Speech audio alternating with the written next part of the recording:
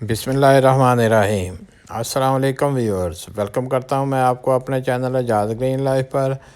दोस्तों, आजकल मुख्तलिफ नर्सरीज़ वाले दो मुख्तलिफ पौधों को सेल कर रहे हैं और दोनों को इलायची का पौधा कहते हैं, यानी छोटी इलायची, सब्ज़ इलायची का पौधा।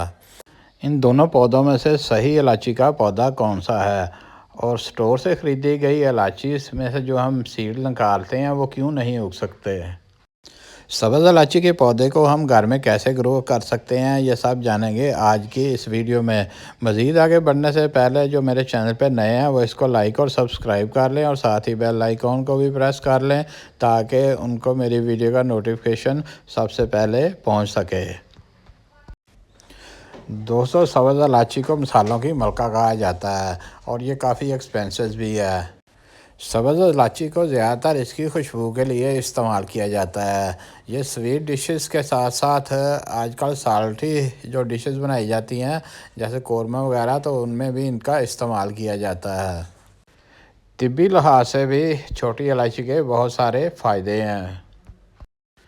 दोस्तों, ये जो आप पौधा देख रहे हैं, ये नर्सरीज़ वाले माली जो हैं वो इसको इलायची का पौधा कह के सेल करते हैं।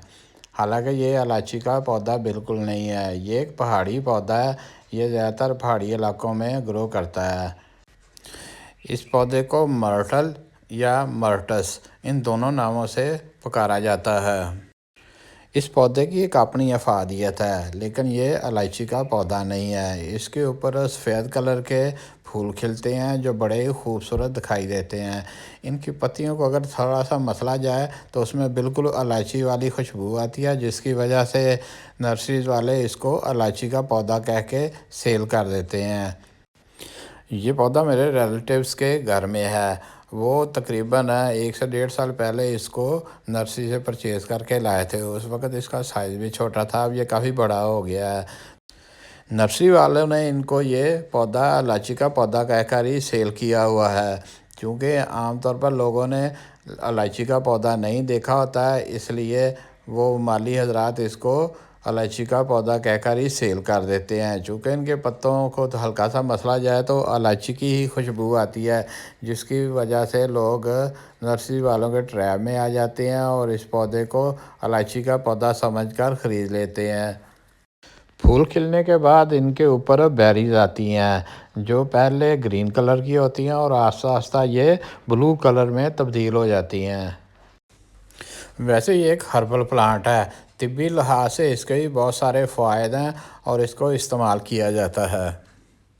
बहरहाल ये इलायची का पौधा बिल्कुल नहीं है। तो दोस्तों, अब बात करते हैं इलायची के पौधे की। इलायची के पौधे को कैसे ग्रो किया जाता है और उसका पौधा कैसा है और कैसे इसको इलायचियाँ लगती हैं और कौन से बीज हैं जिनसे इलायची का पौधा जो है वो ग्रो होता है। दोस्तों, ये है सब्ज़ इलायची का पौधा। आप जब भी इलायची का पौधा ख़रीदने जाएं तो आप इसकी पहचान कर लें। इसी पौधे को आप ख़रीद कर लाएंगे तो आपके पौधे के ऊपर बहुत सारी इलायचियाँ भी आएंगी। इलायची के पौधे की जड़ों से स्टिक्स निकलती हैं जिनके ऊपर फूल खिलते हैं और फूल खिलने के बाद इनमें सब्ज़ इलायचियाँ लग जाती हैं।